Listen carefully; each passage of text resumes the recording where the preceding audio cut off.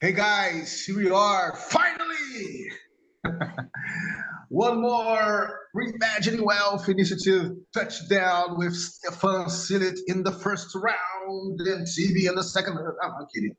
Well, guys, here we are. We have so much to touch down, really. Update ourselves and everybody that is uh, is following this type of work here. And just for you guys to know, there are people that are really following this type of work here because, as you know, I upload this in Ituglat's YouTube, and there are people there that are viewing it, and they really, let's say, express themselves, say, "Hey, what happened? Where, where's the last touchdown?" Well, yeah, didn't. It wasn't really. So there are people really looking at this. Believe it or not, there are. So guys, let's do a quick check-in to see how you guys are coming, right? And I suggest for today for us just to update ourselves, right? Try to be brief in our updating, just contextualize all things that are happening with you, Stefan, with you, TB, with me, and then we can start, let's say, weaving things, right? Weaving things together. So I pass it to you, TB. Well, yeah, updates. Thanks, Vinny. As I was saying, make your check-in like your energy, how you're coming, and we're just doing a round of check-in first, and then we're going to deep dive in our own things that we're doing here. So yeah. Okay, yeah, good. Yeah, already woke up, had my coffee, had my breakfast. On my way to the lab now, but yeah, let's get this going. And Stefan. Yeah. Oh, you're on the way to the lab. Excellent. Yeah, I'm just here. I've just been I went up to Sunny. I was up at the hospital the other day just to get in some of their racks, and got a nice. They're retooling, so I've got myself all set up with some racks here to get all my studio set up a bit more. I'm really pleased with it actually. So this idea of like assets that we can tap into. I got that through Kijiji actually, but they're really, I've got all these got these as well. These containers that used to be used for they're retooling all their racks in the hospital, so it's excellent. So this idea, I was just thinking about when you're talking about wealth, the idea of wealth, and we've got this idea of looking at that when we're like, how do we connect when we're working with people on a project? But there's also the wealth or assets that are out there that we can somehow use that are maybe have already been produced, stuff that's out there as material, and that actually recycling can be a way to, or reusing can be a way to mobilize stored wealth, wealth that's in material form, but could just be sitting there in the bottom of basements and stuff, waiting to be used. And so the idea of how we think about wealth at different levels, as well as across peer-to-peer, is really interesting. And in community work, we call that asset-based development often. So they talk about asset-based development or community-driven social capital, these types of things. So this is an interesting, social capitals maybe are more in the language of wealth because it's in that kind of, but assets is a sort of another type of thing where it's materialized within the community, and the ability to mobilize that is really valuable, right? And how much stuff is just thrown away in the garbage, how much stuff is sitting somewhere just unused, and then how much can be accessed through payments and stuff like that. So anyway, it gets me thinking a bit about how we do that, because one last bit is, since we were last talking, the work we've been doing with Tim, as we were trying to understand sort of ICT infrastructure type thinking, is we've been trying to bring that in an unusual way with a sort of community scale. And I have three sort of scales there. I have this kind of place, the community outreach workers who are sort of in the community, and the organization. But what I was realizing is that actually we need a fourth level. Because we need the level of when people do more co-design work with architectural work, which is because some things you can only do. And I think this might be an interesting difference between stuff which is integrated in a programming way and stuff which is maybe more architectural, is you only get certain times when you can do architectural interventions, right? It's like you can't keep doing them, right? You do it, you might get involved in the co-design and then it kind of gets deployed, right? But generally speaking, that's always very much organized by architects and stuff.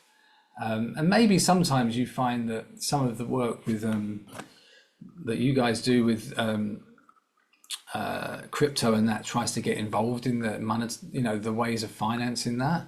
But so this fourth level started to make things a lot clearer. It's like, okay, they've got a level that's kind of like a co-design of how the organization should maybe be structured within the place. Then you've got the organization, then you've got the people in the organization connecting to the community, and then you've got people living their lives, doing their work in the gardens or the whatever. So I think that idea I think can be quite useful, and it also made me realize that suddenly that helped things fit together a lot more, because we've been going round and round and round and things just weren't making sense, just trying to squeeze things into these three levels. And I think that also got me thinking about some other stuff we've been talking about. But I'm going to pass that back to you now, Vinicius. Yeah, there's a lot to unpack there, but this is a good segue for me to open the works here and just share what I have been doing and how that relates with what you just said, Stefan, and obviously relates with what CD has been doing too. Well, guys, as you know, I'm deep in the woods or in the weeds of the co-creation of regenerative resources, right? This cultural Web3 regenerative protocol. It's a cybernetic exploration. I must say that. I realized that I wasn't really clear about that in previous touchdowns here. So this is a cybernetic exploration, in a sense, to be critical about the cybernetic space of Web3, for instance, to be critical about what we can consider wealth in this third decade of the 20th century. That's why it's extremely related with all things that we do here in our weekly touchdown. But it's not based on the conceptual discovery space or conceptual discovery epistemologies of organizational paradigm. Okay, it's not based on the organizational paradigm or organizational paradigms. In that sense, it's extremely, how TB says it, it's extremely culturally driven peer-to-peer analog dynamics, right? So it's extremely interactive. It generates different patterns of organization, now not organization itself, right? And modes of regulation. So you try to envision that you have here Y and X. I think this is going to be useful for you, Stefan. So Y is, let's put it, that is, you're talking about the patterns of organization, right? And X, you're talking about the modes of regulation, right? So that says Y, when you, and if we're going to put a scale here, right? The scale between Y and X here will be this one. If you're in the upmost up end Y, right? You're talking about distribution, right? Distribution. It's almost distribution. If you're in the up end of X, you're talking about transitional modes. So what I'm saying is, when we do a peer-to-peer interactive dynamics, all sorts of combination of patterns and modes comes out of it, right? So in that sense, it depends of the context. It depends of the openness of the peers, of the people related to. It depends on the enthusiasm and the intention that you're putting in. But mostly you can plot it as, oh, so here you have a more centralized dynamics with a more vertical mode of regulation. So here you have a more decentralized thing with a tendency to go distributed with a more, let's say, horizontal mode of regulation, right? And this is something that I want to do with you, by the way, Stefan, because I think that you're the guy, you and Tim, by the way. Of course, I'm going to include TV, but I think that you and Tim are the guys to plot this thing, right? To understand that when we talk about peer-to-peer, we're not talking about organization. We're not talking about that. We're talking about patterns of organization and modes of regulation. That's it, basically, right? And this is something that is missing out when you look at the commons movement, when you look at the peer-to-peer paradigm, because everybody talks about co-ops, everybody talks about web platforms, but what the hell, right? Where's the complexity dynamics there? Where's the interactive dynamics there? So RWI is related to that. And the ambition of RWI as a cultural Web3 regenerative protocol is to establish this as a cyber primitive, a cyber primitive in the cybernetic Web3 space, right?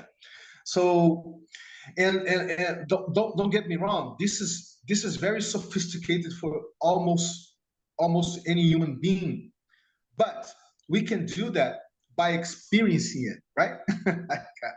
So that's why we do this ignition and co-creation of this experience that we call common pools of shareable resources, right? Where we ask for the people that are coming, the projects that are coming, hey, do you feel that you're a complex being, a very complex, you're part of the complexity of this planet and you're a complex being? Yes or no, right? And as a complex being, can you perceive what is abundant for you as a resources, what is empathic or idle, that those resources that you're not using, they're idle, or they are accumulating somehow, or is a conditioned resources that you can share it, but in order for others to access it, there's some conditions around it, right? So we do this type of exercise, and we say that this type of exercise is powered by this logic of abundance logic dynamics, right? Like not to conceptualize abundance, but to actually to understand what can become abundance in your life in a peer-to-peer dynamics, right? And man, it's working, right? What is crazy about this, and that is working, people are so tired of the old ways, right? The way that we conceive wealth, the way that we work together, the way that what we call innovation, that you guys know about this. It burst out. We have 25 projects now around RWI, and people are really bubbling around it and trying to understand how can I make this, trying to understand through this experience, through this ignition and co-creation of common pools of shared resources, how can this be related to their lives and to their projects, right? But that's the base layer. That's the basic work. That's the base layer. There's so much that's happening around that. And at the same time, in this year, we're net weaving interfaces with different ecosystems. So we're weaving interfaces with the RWI Web3 space, right? Related to quadratic funding, all sorts of protocols. So we're doing this through a Brazilian chapter of the Green Pill network, right? That people that are related to RWI are literally founding here in Brazil. So so as a cultural protocol, RWI is this field, this cultural paradigmatic field that informs the foundation of the Brazilian chapter of Green Pill. And they're doing beautiful, wonderful work that I'm not going to share about it here. Eventually, I'm going to invite folks that are more directly to it to come here with us and share it, right? And we're doing the same with the most antique club of angel investment in Brazil that is called Gavia Angels, right? And last week, we're exactly co-creating with them what type of startup we could create together that could receive their type of angel investment that would have a conversation with, with this peer-to-peer complexity-driven dynamics. So this is very fringe. This is very, very disruptive in so many ways. And I was very excited. Even we started a little bit late, right, TB? I was extremely excited to see this opening that they are interested to understand how they can have a conversation, right? The way that they understand investment and angel investment, right?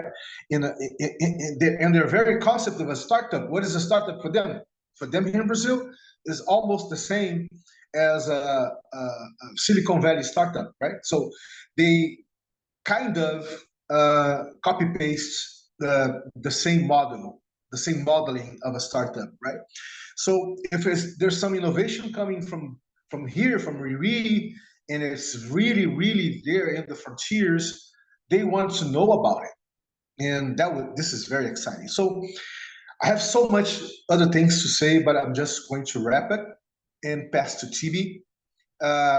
And TB, feel free, man. Oh, the last thing that I want to say is that we are already, TB, onboarding Sympoiesis in RWI's ecology of projects and peers that, and communities. And we're going to schedule to do that with Sensorica too, and Taudal. We want to do this in June or at least in July. So that's it for me. TB, pass to you, my friend. Yeah, nice. Happy to see that we're again talking about wealth from different angles. That was the most interesting presentation of RWI that I heard. So I suggest you clip it and publish, because it's really interesting. But before I build on top of that, I would like to ask you a question. So you say it's not peer-to-peer, is not about organization. I totally understand that people come to peer-to-peer and they want to just copy-paste organizational frameworks. Like people always ask us, like, why is not Sensorica? Isn't it a co-op? Like that would be much easier for you guys to sign contracts, do this. So it's the pragmatic argument where I always tell them it doesn't work, because if you put that kind of box on top of this network, you just kill the life in it. So it's not compatible. But I still see peer-to-peer networks as organizations, right? They're not. When you say patterns, that's probably the way we can understand organizations. But yeah, I wonder, when you say it's, I know you have a specific meaning of an organization. It's like you say, about it's like when you talk about interaction versus participation. Is that the same kind of relationship between these concepts of organization and complexity? It's like saying interaction versus participation. Yeah, you're right. This is one thing that differs one thing from the other, TD. But let me just add 2 cents there. You see, the thing is that when we think of organizations, we think of something that has structure, has processes, is literally the first order of cybernetics is systematize it. You have feedback loops that you have to maintain. So it's in order to be a body of an organization itself. It has some organicity in the sense that it has some openness, right, to deal with the exterior world, but it's something that it's not close. You can say that it's closed source in some way because it is its own island, right? Its own island, its own body of things, right? And so when you think of organization in with this framing that I'm just sharing, you understand that one organization here do a partnership with another organization here. They don't do a bridge properly, right? They don't do a wormhole properly. So because that's too much, it's not very well structured. It's not very well formalized, right? So organizations they tend to digest their own. They tend to be in a more capture and extractive mode, in a sense, to capture more resources and extract more resources, and for the metabolism of the organization itself to persist, to exist, right? And they tend to do partnerships in a sense that, but they don't mix, right? They don't entangle themselves. So when you look at peer-to-peer network dynamics, man, that's the basic thing that you can do. You can entangle, you can pair, you can generate in a Brownian motion. You can generate more complex patterns of aggregation and things like that.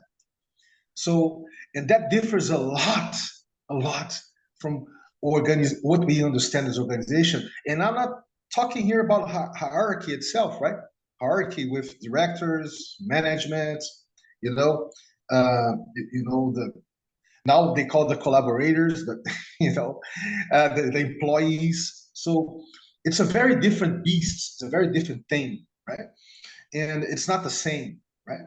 So when we were talking with Gaiva Angels, for instance, and we are talking about exactly what I'm talking here with you guys, they said, "But is this possible?" Yes, it's possible because we are social beings. We are network beings. We do this naturally. This is not something you see when you come out to found an organization. There's this movement of founding an organization, right? Like putting a stack, a flag, a founding organization. You're expending a lot of energy to do that. It's too much energy, and you plan this organization and a roadmap that you want to get there. So you're not open to the co-creative flows. You're not open to the impermanence. You're not open to everything that can aggregate value and energy for your work. You just you close yourself in and put this roadmap, see the horizon, and say, now let's go, guys. So you have to put a lot of energy to do that. When I say, and most of the times you're putting counter the tide, the waves, and they said, yeah, we never thought about that. So let's start thinking about it, right? So that's my 2 cents to you. And yes, it's a more participational dynamics than an interactive one, in the sense that there's a time for you to speak, there's a time for you to vote, if it's the case to vote on something. So uh, you have all your movement is pre-designed, right?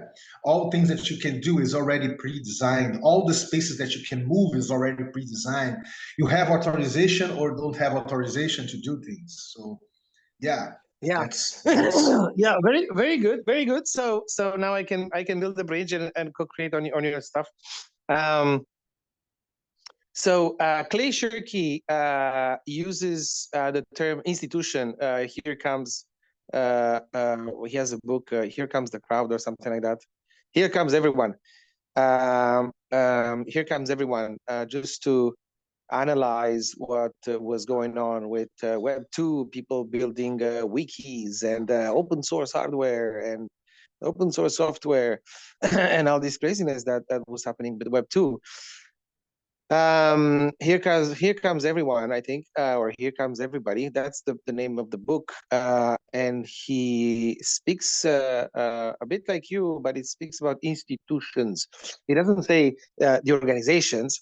He says the institutions. And what happens in the peer-to-peer, it's not an institution. It's non-institutional, right? But I would still preserve the term organization, because even if you have ephemeral structures that emerge in context, you know, these are organizational forms. So there is an organization that it's there, and people, even if it's not set in stone and formal, doesn't have a blueprint, people still can sense the structure, right? Somehow. Yeah, so where I situate myself in respect to what you said is that I really appreciate that, the human potential to just to interact and to swim in complexity. And there's another term that you mentioned that I'm looking about, but anyway. So I see that as the magma, the potential, the first order of things when it comes to relating and interacting and doing something together. And then organization starts to emerge, for a certain time, maybe for a certain goal, So I would not throw away, the need to plan or the need for a roadmap, because if we meet as friends and decide to climb a mountain tomorrow, we will need to to make ourselves ready for the journey, and that means imagining the journey. So you're gonna pick your shoes and rope and sleeping bag according to how we would lay out the roadmap in our minds, right? And success of our trip, or I don't know, mountain escalation or something. That success of that activity will be related to how much we get ready for it. And yes, there's the unexpected, but there is the obvious. You know what I'm saying? It's like there's always, we're going for an adventure and we wanna like it, and we want to open ourselves to whatever may happen. The nice sunny sky, or the nice clouds, or the nice flowers, and things are not just an army-like march towards the summit. We may find a nice river and decide to spend half an hour there. But there is the obvious. There is the obvious. At night, it's -5. No matter how you. Yeah. We have been working with hybrid frameworks. The departure can be an organizational organic framework, or organic organizational framework. So, Yeah. and in these two frameworks, Mhm. you can work with different types of contamination, complexity-driven contamination. So it can has more organizational cues and Yeah. less organic interactive dynamics, or Yes. the way around. So I just want to say Yeah. that. Yeah. So this is exactly where I'm going, because what we are doing now, okay, like I was mentioned before we started recording, is we're going through another iteration of relationships between an open network like Sensorica and a hospital, an institution, right? An institution. So it's not even a company or a private company where things can be more flexible. It's an institution that is extremely organized, right? Extremely rigid in its its way of doing things. So here's an open network like Sensorica that at some moments is disorganized and at some moments it does organize, right? At some moment it's just a cloud of people interacting, and then you have a project like that with a bit of money involved, and a precise goal, like climbing that mountain here is like making some hardware that is precisely defined, in this case by the institution, and then this cloud of people kind of coalesces around a seed structure, okay, for the purpose of this project. So what we're doing is like, how do you make something like that, okay, interface, okay, with an institution that is very rigid, you know. So here's what I join you is that we're talking about the legal side of things, right? There's real money involved. There's money that came from a grant to the hospital, the institution, that has to flow towards this crazy network. Okay, and the institution requires requires some guarantees, right? And normally the way they do that is, like you said, partnerships. That's how institutions talk to each other. That's how companies talk to each other. They establish a partnership. So yeah, they pull out a partnership agreement, and we're saying, whoa, wait a second, so you can sign that agreement. The institution is like internally structured, mechanically structured to be able to sign that.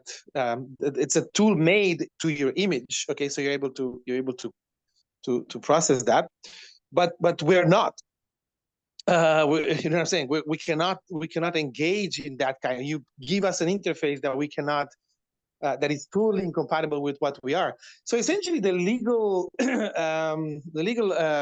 acrobatics that we're doing is to sort of to give you a metaphor or an image, is like create a sort of a gradient. It's like, imagine like a funnel. Okay, so at the tip it touches the institution, which is like highly structured, and through these legal tools and mechanisms and hacks that we're doing, is to connect that tip of the funnel to something that is very large and not so well defined. Okay, so that image of the funnel is like what sits, the legalities that sits, or the legalese that sit between this entity of one nature that has to dock into the other entity of the other nature. Okay, so imagine if you have two institutions, they sign a partnership, is like a wire between them, but now you don't have an institution on the other side, you have an open network that organizes in context, right? Takes shape in context based on what has to be done, and so you don't have just a wire between. You don't have a partnership agreement. You have something that starts as a partnership agreement and ends with something else.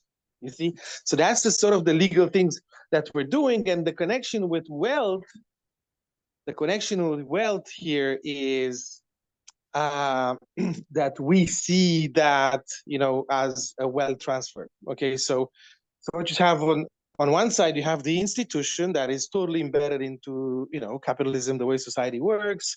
Everything works with money as the main incentive, and then you connect that to an entity that lives in the world of the commons, right?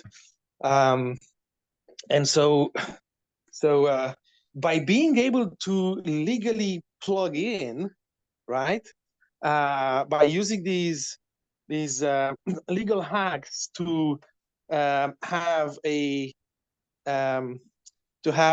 partnership on one side and something very crazy on the other side, legally speaking, right? What you're allowing, you're just allowing fiat money to flow into the creation of commons, driven by the commoners, driven by the peer-to-peer people. It's not somebody in a university, a student working on a project and producing an open source thing. No, it's money coming from the institution to go to this crazy network that is embedded in this economy of the commons to create maybe the same artifact, but create an artifact that is kind of linked, net weaved, you know what I'm saying? That has a life or has a different life. It's not just a paper.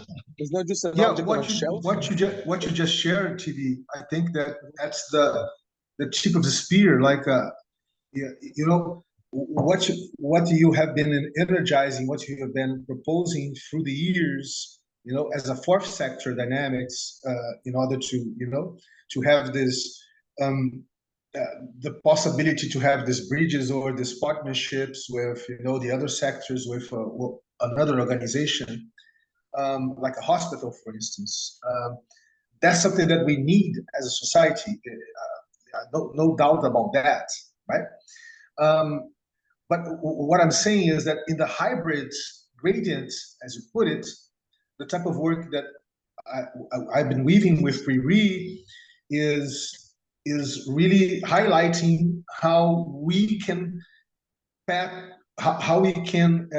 generate this type of patterns of organization and modes of regulation and still do the work, right? And make things happening, right? And not working only with money as the capital or the unique resources or the single-handed resources that's going to enable everything, right? So when we do this ignition and co-creation of common pool shared resources, and we ask people what resources that they find that is abundant for them, is idle for them, or is conditioned for them, we're talking about tangible and intangible resources that can be translated to different types of capital: social capital, experiential capital, spiritual capital, things like that, if you want to go that route, right? But so that's a for me, this is a very significant reimagining wealth blueprint to explore, right? And somehow we have been doing this. So, but once more, I think that what you just lay out is very, very important and relevant to start to, you know, to connect things that are not really connected, right? Yeah. They're not connected, and for me, this is the groundwork to open the floodgates for the type of work that I've been doing with RWI, for instance, with Taudao, for instance, things like that. But Stefan is with his digital hands raised about it. So Stefan, please, my friend, come join us. Yeah, this is great. I mean, I think one of the things that you mentioned this graph, and then you also then mentioned about working to understand how this distributed group of people can relate and what's similar or different to an organization. And I think one thing that's quite interesting to think about here is when you do that graph, so we have this assumption that, okay, there's stuff out there and there's dynamics out there and there's things happening out there, and then we're gonna plot them. So this is useful. And I think that's true. When we do that, and this is where there's an observer position when we do that. Okay. And this is where the agency work and active influence comes in as one way to get at that. But so we're looking at an organization, and I think this is where the stuff we have distributed networks comes in, is no one is in an organization in the way that we look at it to plot it. If I'm in the organization, it's like in some ways there's an element of the same dynamics that we're talking about with this distributed peer stuff. So what is it that's different is that they're in a kind of a niche construction which is quite rigid and has rules. It has structure such that you can, when we look at it from the observer position, we can call it this thing an organization, right? And we can assume certain things in it by the structures that's around them, right? But that's not what it's like to be in it. But we can't really work with what it's like to be in it because it's not tractable, right?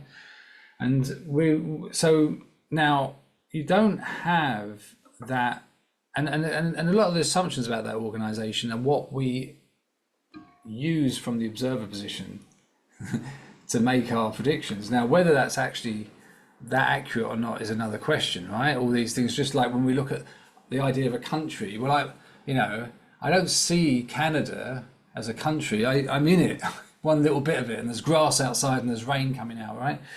So again, that's another way of looking at this scale, okay? And then we plot it and we do whatever with it. And it has it serves us at some way. But what the peer-to-peer and the distributed networks comes in is you need to be able to think in terms of agent-based approaches, or one needs to think in terms of agent-based approaches. What does that mean? That doesn't mean first-person perspective. That's the first thing. First-person perspective, my reflection on myself, like if I was to have a first-person perspective on this conversation now, I would have the conversation, and then later I would imagine myself having the conversation as if I was looking at myself having the conversation, and then I would tell you what the perspective of observing myself but not in real time, right? And reflexive is kind of pretending that you can kind of do it in real time, which is possibly true at times, but not really. But either way, you've got this perspective on some entity out there. And of course, that all assumes that the stuff out there is all out there. There's all stuff out there and we're perceiving it. Active inference is saying the stuff isn't out there as such. It's a generative model.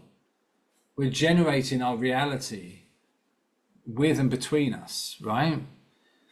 Now, for the sake of discourse, it's fine that we can kind of effectively say we've constructed reality. We construct the narratives, but the narratives are not in our heads. If I write a story in a book and I write it all down and publish it and have it all around the world, and everyone says, and talk about it, and I get visceral and everything and get on stage, and at the end of saying that was in my head, the only place it never was, right? It was in the fucking, if it's in the book, it's in the book. Literally, it's in the niche, right?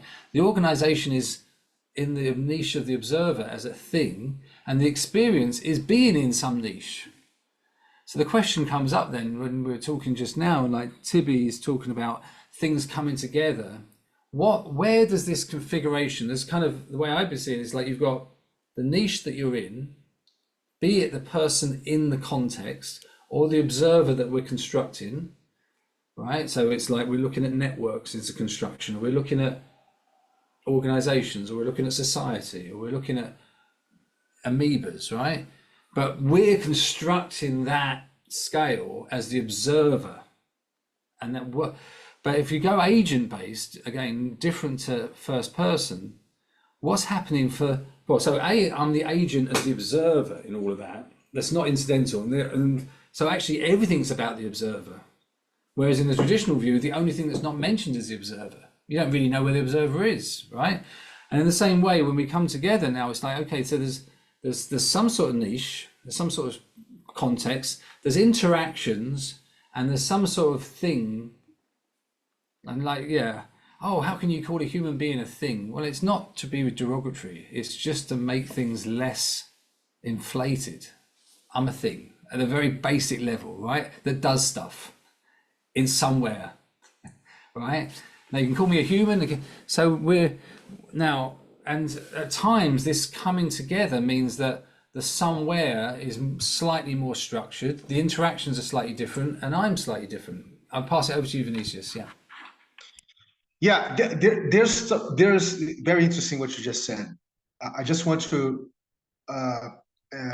make a quick in and out for you to continue and say that in the society widespread perspective, the observer are entities, not people. So is the powers to be, right? Is the political sphere, it's the economic sphere, is the market, it's the it's religions. They are the observers. They are observing it, right?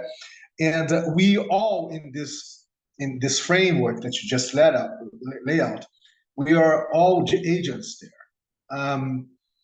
We can eventually do this meta movement to see ourselves as observers, but it's just for accountability, for your accountability, and to you to have a coordination of time and space where you are in this dynamics, right?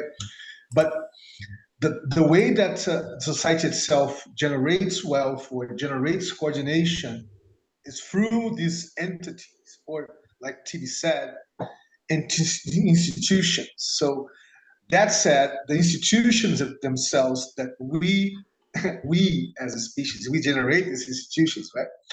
They are the observers, in a sense that they are embedded in us, but they are out there because we understand that they are out there, marketed as an entity, the political sphere as an entity.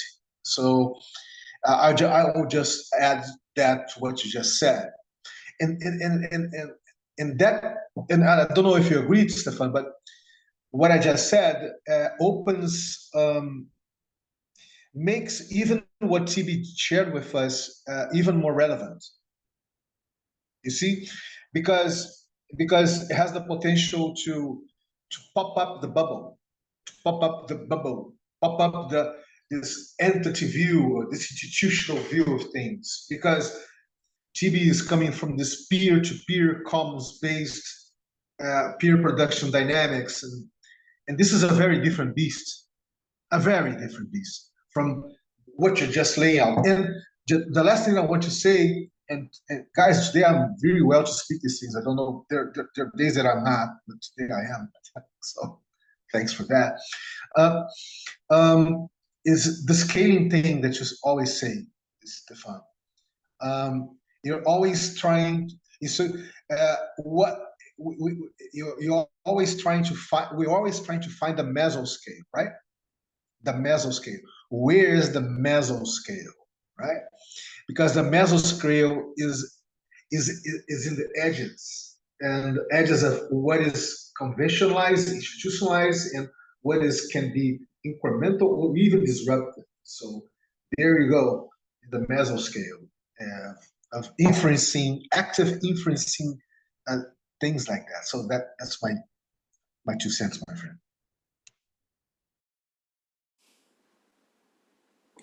Yeah, I thanks. I just add one thing to that is, yeah, these institutions that have constitutions and are called bodies, like in infusion space, in the large canvas, this is where you move from an organization to an institution. An organization is orientated around a teleology to create something in the world, an experience or product or knowledge, or an institution is regulating that. And to be able to embody it literally, like there's no market out there. Like we say the market sees, but no market has eyes. So this is where you have that nested, the people in the market behave as if they're in that body, and they effectively, while in that role, occupy that kind of space of that kind of stance, that kind of attitude, that kind of profession, right? They profess that that's what it's all about.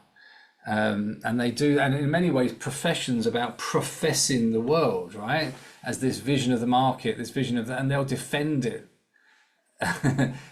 to the world, right? And yet so we can deflate this down to the back again. You've still got an agent in there somewhere, but they have to organize that world around some sort of constitutional body, like a meta person. Because unlike an organization, you can be in it and you can have your market, and you can be, it's not as meta, right? So these are all, and the beauty of peer-to-peer and what Tibby's saying is that this bringing together this dynamic of being able to organize agents. And that's where we got into the idea of agency. I actually heard about something called existential agency at a presentation yesterday, which was kind of interesting. So this is where agency comes up, right? And if we say there's a network that agency is part of, that might well be true. However, it's true in the sense of when we look at it and we map it, we find that we can get a net of working people and join them up. But when we do that, that is an artifact that we then work with. Until we do that, the network, the map of networking is just us doing. Does that make sense? That perspective of now I've got a thing in my niche where I can try and look at the nodes and the edges is another experiential ecosystem for a practice, right? Because there's me as a practitioner looking at my practice with a network diagram, which is different to an organizational diagram. And then this is where, to some extent, you cannot entirely, while these tools are useful, and we need to have them to be able to, you need these things in the niche because that's what helps orientate our epistemology, our knowledge structures, right? Our codifications.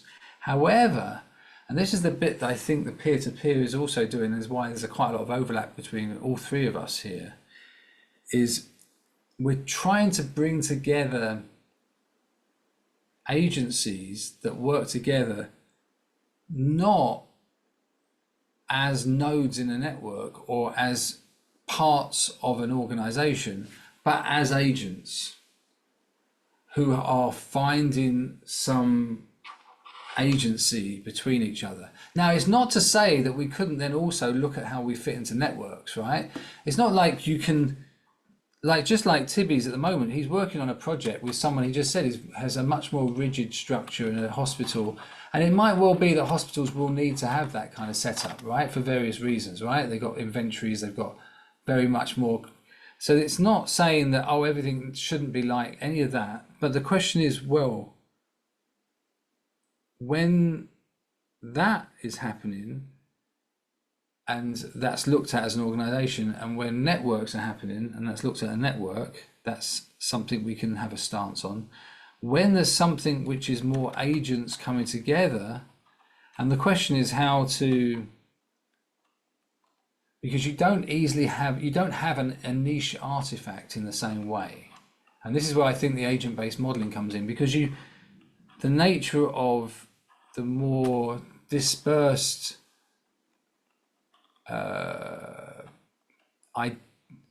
collective awareness kind of forming work in a niche over time, that's trying to be like, normally is probably still 40% of what goes on, but isn't really thought of.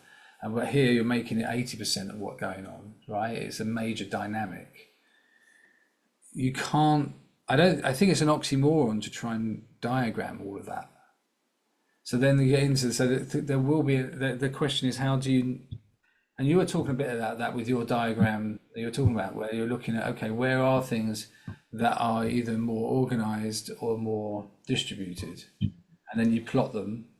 Yeah, I would ask Stefan, TB to share a little bit the work that Value Flows has been doing around resources, agency, and events related to Holochain, because I think that you're not familiar to it, and I think it can better inform what you just shared with us. TB, would you do that, my friend?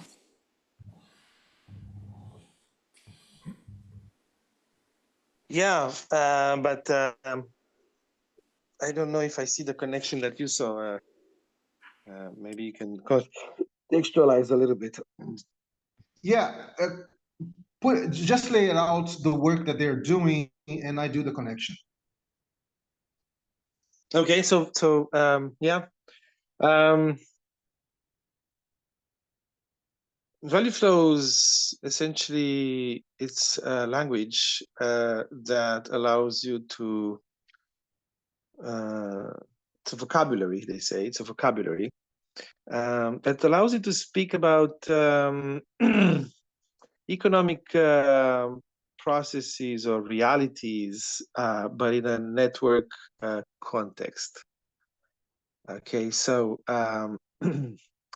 the very name of this project, Value Flows, suggests that. Well, first of all, I have a criticism about the name. It's not the value that flows, but resources or assets, maybe tangible or intangible, that flows. But anyway, that's another issue. But this stuff that flows, okay, and flows in a more organic way when it comes to value flows. So essentially, when you look at an organization, you have very rigid pathways of information and resources. The organizational structure, the organigram, tells you about how information flows, and departments with inventories and stuff, tells you how materials and other type of resources flow. And it's very rigid. Okay, there's a blueprint for these, and things do flow, but not, but like a machine. You're in a machine. Part metaphor here, right? And value flows is to say, well, let's just go back a little bit, go back to the fundamentals when we speak about economic processes. What is an economic process made of, regardless of organizational context or economic paradigm. And once you describe that in these more generic terms, it allows you to essentially reproduce all kinds of patterns of flows of resources that are very, very different from the institutional ones and from Vinny likes to say, the organizational ones. So here again we are at so Vinny's always talking about this. Vinny at the cultural level is the value flows at the resource level. Vinny says, well, let's go back to human nature, okay? Let's go back to who we are as individuals, complex beings, what we are capable of, okay? And then Vinny says, well, we're capable of organizing as a corporation. Nice, and it does work, to a certain extent. We're capable of organizing like an army. We're capable of interacting or participating in this way, following rules, blah blah blah. But these are all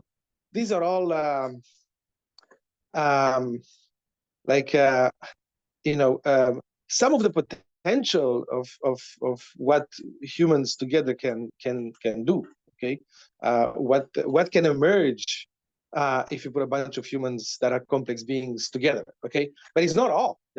And these are some other crazy things like peer-to-peer networks and things like Sensorica. Hey, this is also possible. Okay, so my question in all this is, how do you link those things together that may seem very different in nature? But yeah, so So value flows. It's a bit like Vinny's cultural protocols. Value flows. It's like a protocol of. It's like economic protocols for resources, right? For resource flows. It's it's your cultural protocol for economic resources. I think that's the best way to describe it, Vinny. And to say that you can use value flow as a very, very generic vocabulary to talk about how things flow in an institution or a corporation, how things flow in the Sensorica network, how things flow, like anywhere. You know what I'm saying? Because it's like more generic, right? Thanks for that, TV. I just want to now tie up things. That's why I asked TV to share that, because I know that he has a better understanding of the work that these guys are doing than I have. I have a very slight understanding. He has a more profound understanding. And yeah, I too, I don't agree with the name, TV. When we understand exactly what they're doing as you lay it out, because and this was one point of discussion between you, Stefan, and TB, 2 touchdowns ago, I think, about the generation of value, right? And that's a very human thing that we do as a species, right? We generate value, right? We and the generation of value, in my understanding, is like movement, right? In order for you to move, you make micro decisions moment by moment that you're not aware of, you're not conscious of. You're doing, and you're expending energy to do that, right? When you wake up from the bed at morning, that's a major movement. like you're in a type of a stasis, with your body laid on the bed, and you come out of that stasis, and you go and you do this very radical thing that come out to stasis and go to movement, right? And that's a big decision. You have to invest a lot of energy to do that. You see, so what I'm saying is that in order for us to do things as we do, right? We pre-conceptualize it first.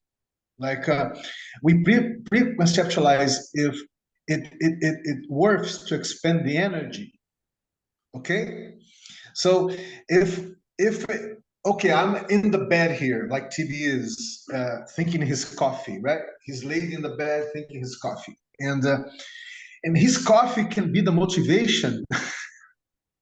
Only the coffee can be the motivation. Like, oh my gosh, I don't want to get out of bed, but this is the coffee, right? Yeah, that's the thing, right? So what I'm saying is that in order for us to move, in order for us to pair, for us to interact, for us to co-create, to do things together or do things by our own self, we need a source of motivation. We need to pre-conceptualize the motivation. So the motivation is the basic layer, to generate value. So what I'm saying is, and value only exists if it has movement. If you're open, if it has fluidity and movement, so you can generate value. So value is not itself in something that we call resource, right? Or something that is going to happen in a specific event, right? And the agency itself is not me, right?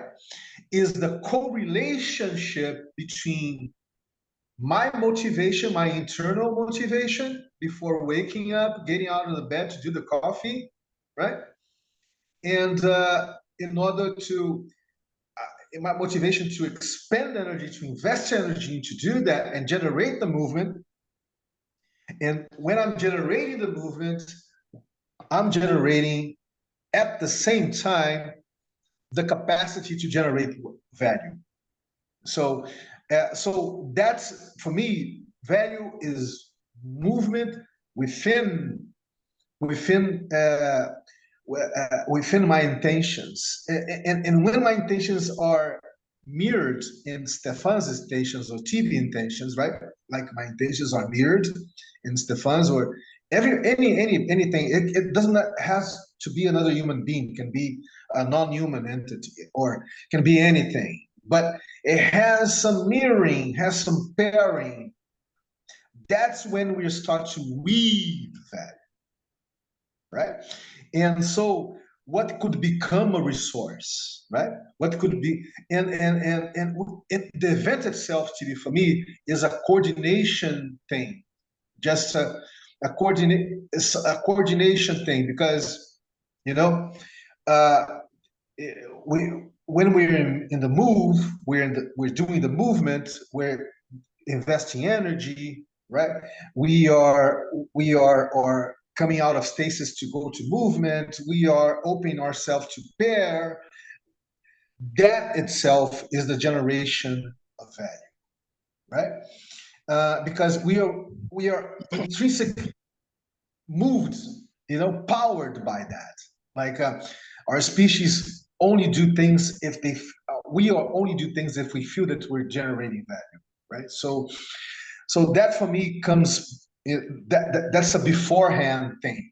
Like so, just to finish up, uh, we can, of course, I can say that this thing here, uh, in order to exist, right? Someone imagine it, so like someone preconceive it, imagine it, and this becomes a conceptual artifact first, beforehand, and I have my desire is so high in order to see this as something concrete, material, come to a reality, right? That I actually convince myself like I'm going to put energy in order to this cup, this thing here, this mug exists, right? And and that's it. That's it. So that's what I'm saying. That's why for me, all the dynamics that I've been doing is to spotlight how the very dynamics to open yourself to pair, to put your intention out there, is already an energy driven thing, and this energy driven thing is already uh, tissuing the fabric of value. You see, we are already tissuing the fabric of value when we are doing whatever movement, whatever flow that we're generating within us and within others. So that's why I asked you to bring this up, just to illustrate a more profound layer of the work that I've been doing. Thanks, man, for that.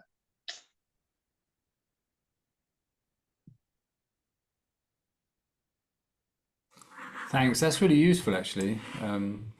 You showed me that web flow before, that value flow, but I have had another look at it. I was just looking at it while you were talking, and yeah, it gives that different levels, and it gives the agent, and it's not tied to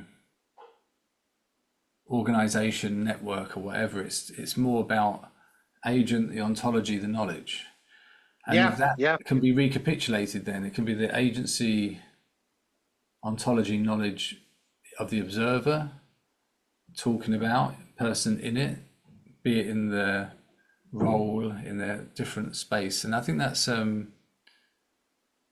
quite helpful, and that ties in with NetMap. You know, the participatory influence mapping that I was doing with people in Washington. This sense of how do we start to look at agency, and this is where I think participatory processes fit in here, because the idea with participatory processes is you're trying to understand what community members, how things happen for them, right? You're not asking for them to vote voting is not the same as participation, right? You can participate in a voting process, but you just use the word vote. That's what you're doing, right? And you can have an opinion, and you can have, therefore we can have opinion polls, and we can have, but if you're having a really an action-based participatory series of explorations and insights, then you're doing that in a way which is grounded in the participant's experience, in their agency, in their ontology. And it just is what it is, right? And it becomes more valid if you start to get a number of perspectives, because now we're starting to get a sense of a collective, whatever it is, rather than who happens to be the person whose opinion it is and whose bias is going to be like allowed to pass through.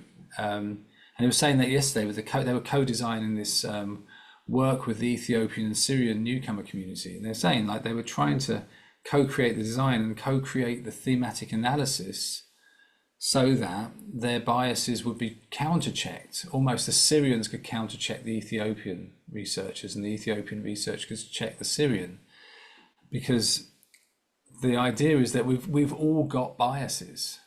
So this is the thing, we are observers and have got biases, and therefore the way is not to make us the ultimate super duper researcher, is to acknowledge that and have counterpoints to that, have different ways that we check in our biases. Because the irony is, and actually the lead researcher said it, who's the expert in racism, he says, the challenge is I've done the most work on racism, so I can tell you the most about it, but I will have the most inbuilt biases because I can't help not having them. Just like if I'm talking about my participatory work and you're talking about Tao Dao, while you have that expertise, you can't help but have a very strong set of prior biases, because that's part of having the knowledge. You've kind of decided on things, and if it's something where it's just about giving your opinion, go for it. But if you're actually genuinely just wanting to get insights from an exploratory space where we don't know the answer and we genuinely want to co-create something, then our own biases as experts have to be checked. And that's the difference between a lot of traditional work, because a lot of traditional work is sort of getting the most kind of like quantified data, as opposed to the most distributed. But the distributed stuff, there's a different, it's not necessarily the same as crowdsourcing. That's one way you can go about it. But if you have smaller groups, you can do checks and balances through participatory discourse, through, and that's where I think that value map that's quite useful, because, or the value flow, sorry, is you could well have very different opinions on that, right? But that could be really useful for looking at the scenarios of what types of resources are moving around. It's open to interpretation. It's not, and I like that. So I think there's a lot to be said for that approach. So it's not a coincidence. I'm glad you shared it again, because I looked at it before, but I'm getting a bit more of an understanding of it. And I think it'd be good for us to start to compile, because I've got this thing called participatory influence mapping that I connected to, and Amit, I'm working, he's got a software to help with that actually. Like there's a few of these methods which cluster around each other, right? Around networks, but not making it like traditionally. Basically, you've got social network analysis, which is all done through surveys or through Facebook data analysis, and it plots it, but it's making an awful lot of assumptions that this mathematics is actually getting at. And the key thing that you say, and they don't want to say this, is if you really want to understand maybe what's actually behind stuff, ask people. Hell's bells that we should do that, right? But that's not as easy said than done, right? Because that can just become an opinion fest, and like everyone's saying the answer. It's like, no, not ask people what it's, and this is where agency comes in. Ask people what would happen, how it happened, the kinds of, not what they think the network should look like, or what they think. So basically starting from an observer position, you need them to be in the agent position. And that's kind of what Infusion Space goes a little bit further down that for a little period of time and comes back again, right? And that's what we're trying to work out, is how can we ground people efficiently in these agent approaches. And it might even be nice to do, we were doing that on the IOPA thing, is to do a value flow for some bits of that.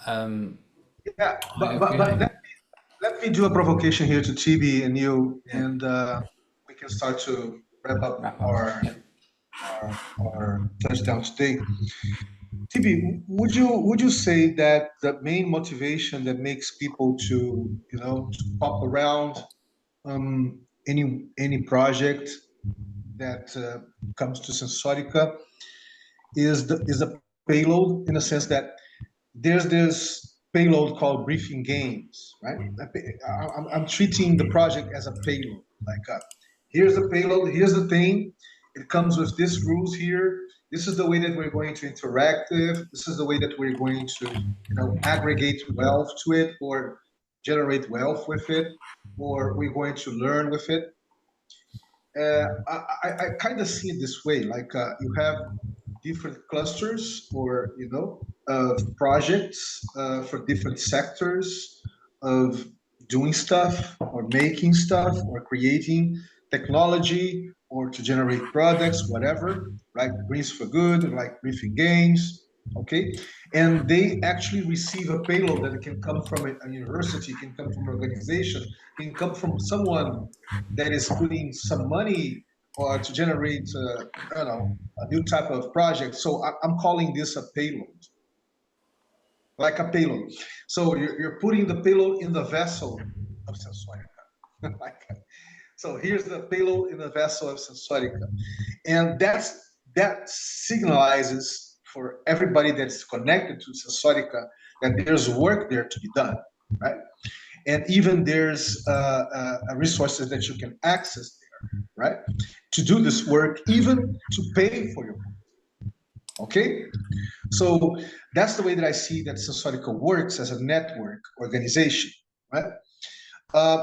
It's very different the way that Taudao does, because Taudao just puts out the value proposal of something that needs to be done, right? And people are attracted by the value proposal, and the value proposal itself, Stefan, becomes the agency.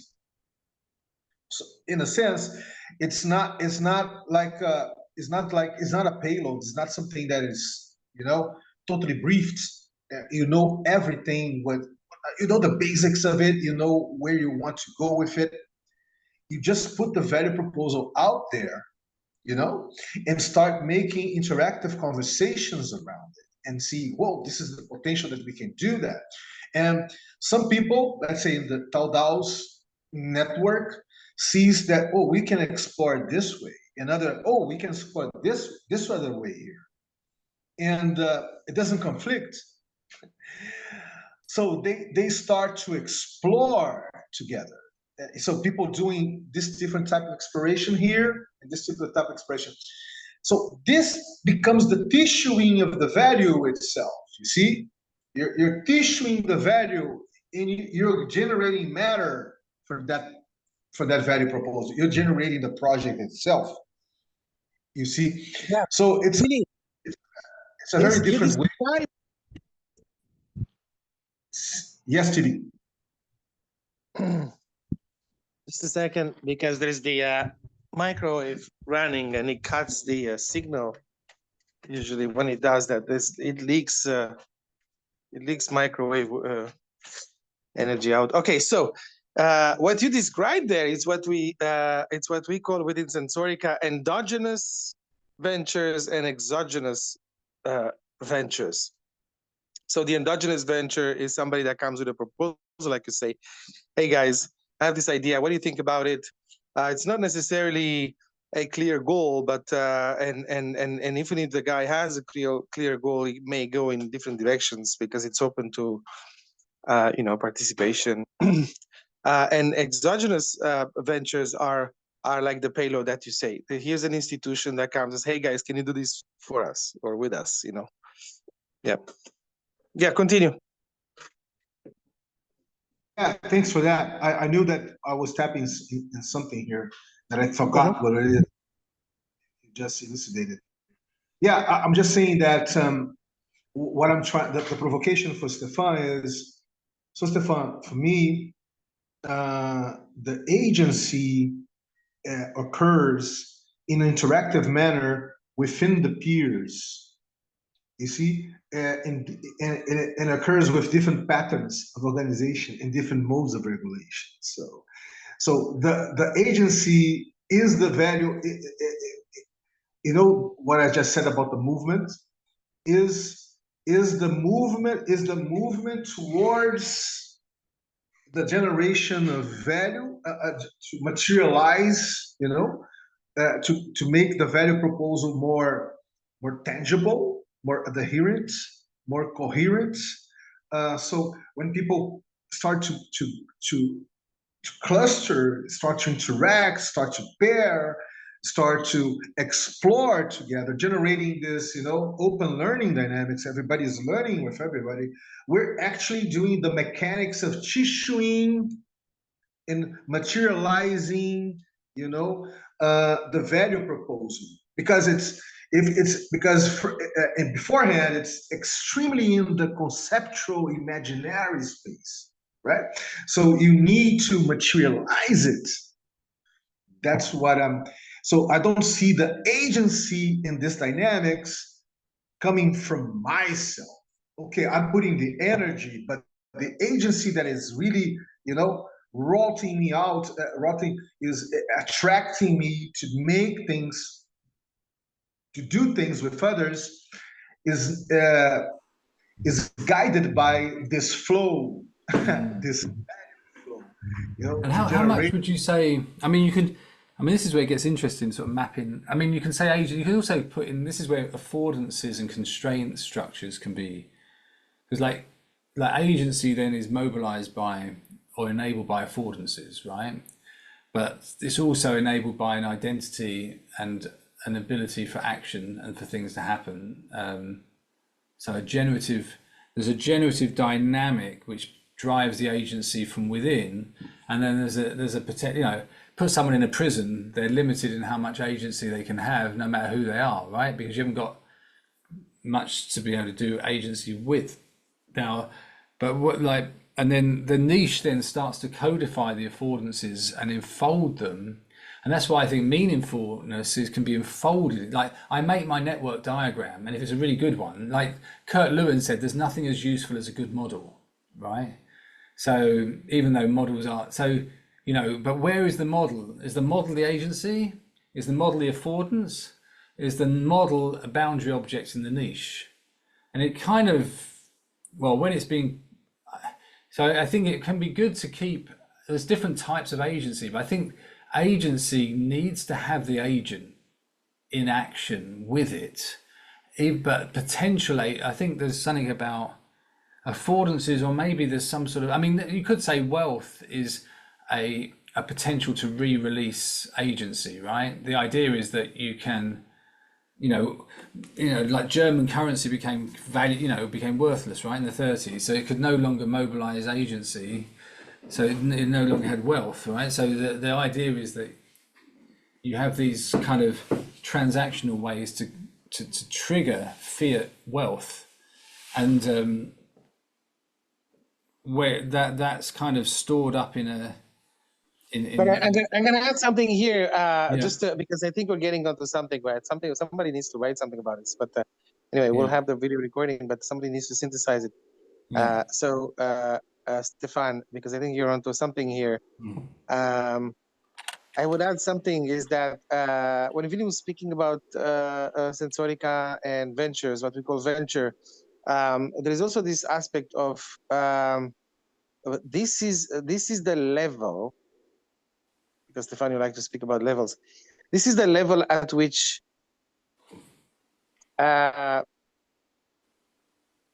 enough meaning could be present for the individual to understand and engage in a value experience. And I'm going to explain that, okay? It just turns out that, you know, okay, when you go to the Sensorica website, you will see what kind of visitor you are, okay? So that tab is, what is your perspective, Okay, and then you have ventures, you have communities, and you have ecosystems. The ecosystem.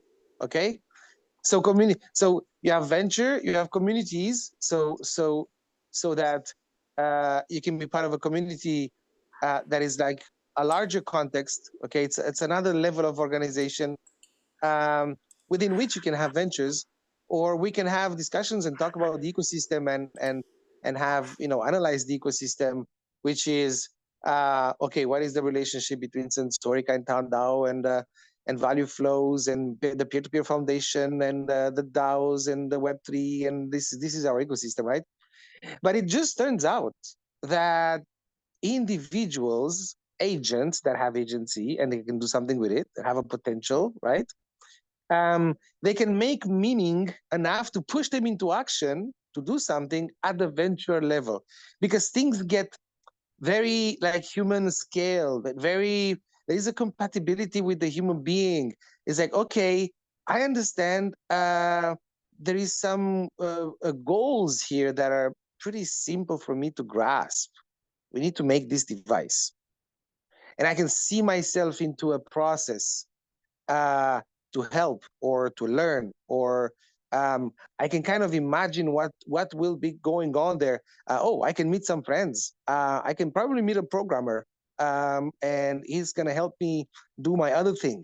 So I'm going to participate in this project, build some reputation.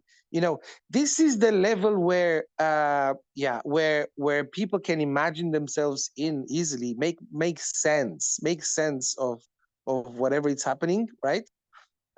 So it's a sort of a threshold or critical mass of sense making where that urge to get to do something, or pass to action. Okay, get from like Vinny was saying, the state of you know not moving into a state of being active, right? Uh, so it is a niche, or I don't know if we call it a niche, but it's a level where you have a maximum of that and a higher probability for people to be pushed into action. People may be pushed into action at the ecosystem level, and they become weavers of networks. And probably Vinny is that type of guy that can actually resonate at that level. For him, things make sense there. Okay, and he can be pushed into action to have some bridges, some wormholes built between Sensorica and Tao DAO and these other organizations and network and so forth, so on and so forth.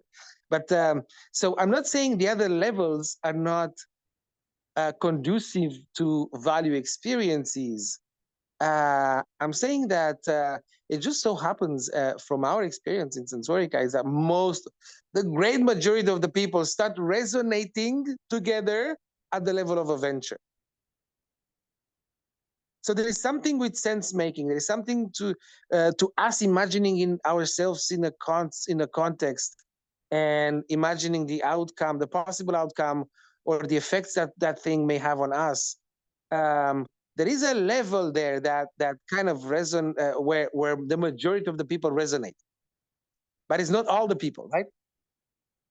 For some people, it's even more concrete than that. They enter a venture, and you know what?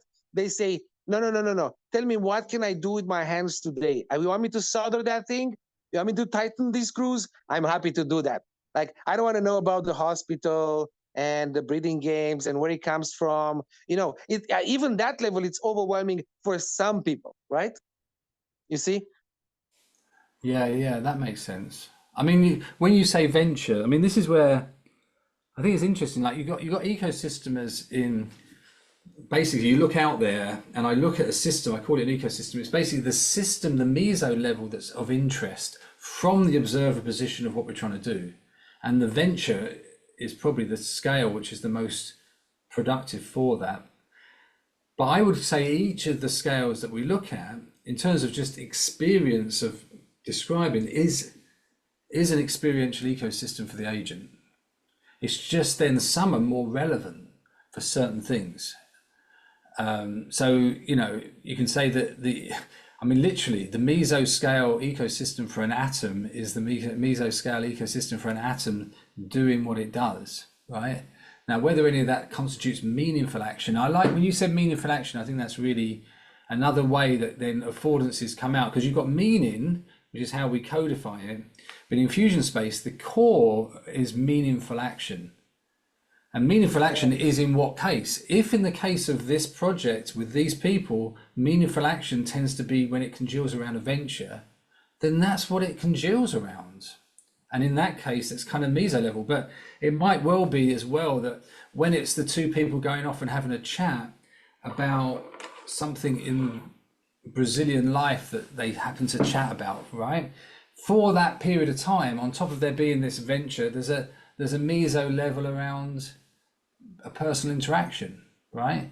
There's an experiential ecosystem around a social dynamic, which is nested in the other stuff. It's not, it didn't have to happen, it may, but it's another meaningful action, right? And so we can have these things sort of going on. And the idea of infusion space is it is a multi-meso approach.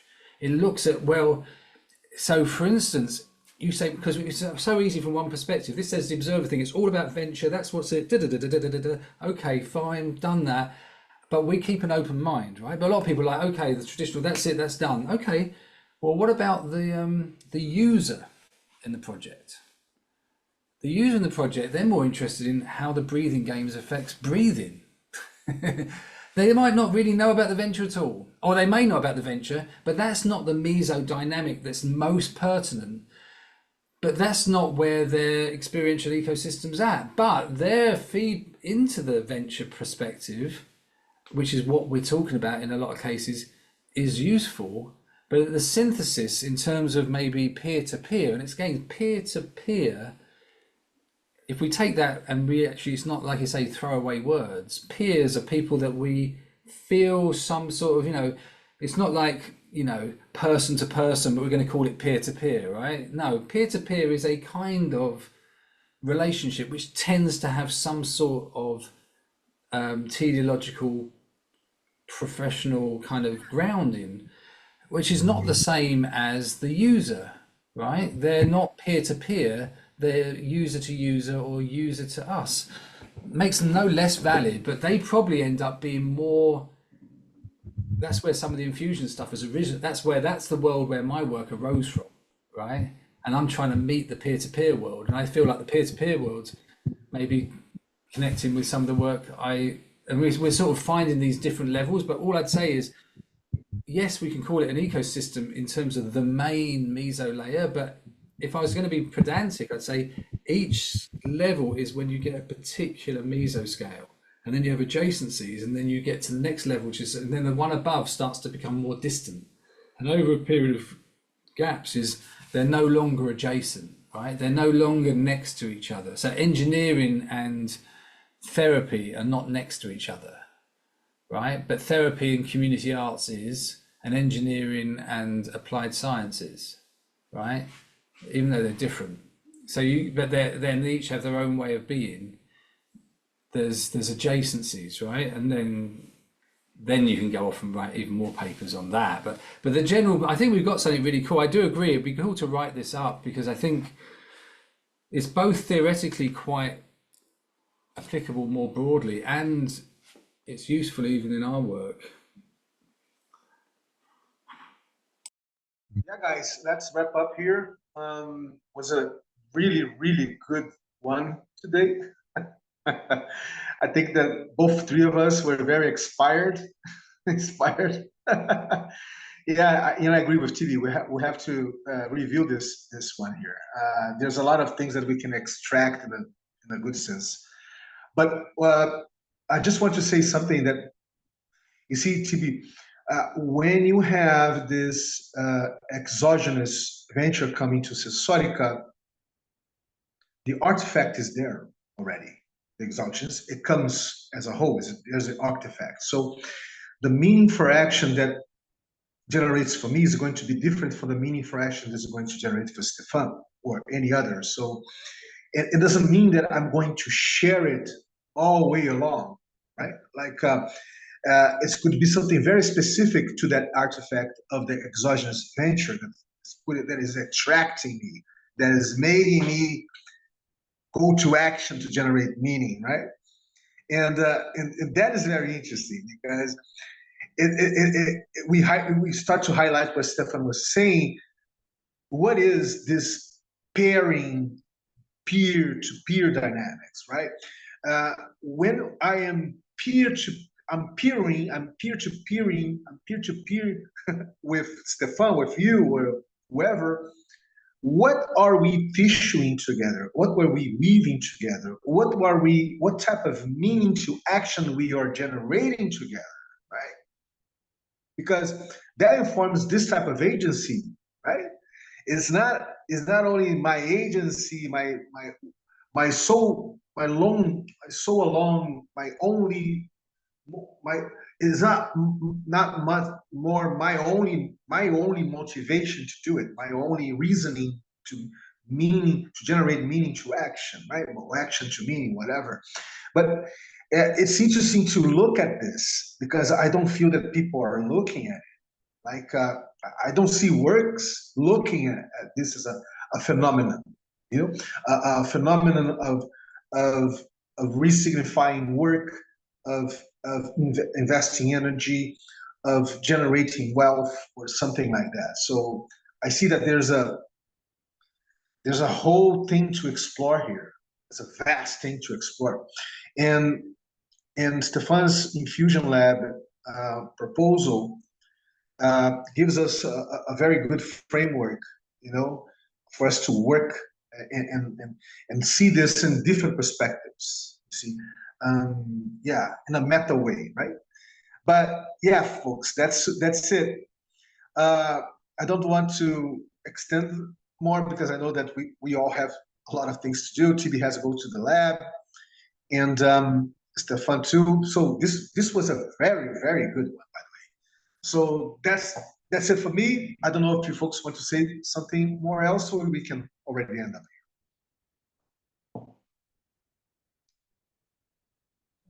Yeah, I have to get moving. The rain stopped, so I can take my scooter and go to the lab. Yeah. Thank you, guys. This is very powerful, very interesting. I think we did some interesting stuff here, and it totally relates to what I'm doing with the legal work. So yeah, it gives me some good ideas about how to frame this work. Very nice. I'll take an hour to digest before I go to back to my work on the legal framework for breeding games. Nice. Yeah, cheers, right. Timmy. It was great. And the rain's just stopped here, actually. We got rain kicking in. It's just probably coming up from our way up to you. I don't know. It normally comes in from the west, right? So, yeah. All right. Yeah, you take care. And I'm. Let's. I think we've got a little bit of percolating to do, but this is good. We got a recording. We should capture this through one of those AIs. The text from it. It'd be kind of cool. Yeah. Nice. Yeah. You take care, okay. everyone. Thank you, guys. Bye bye. Cheers. Bye, guys.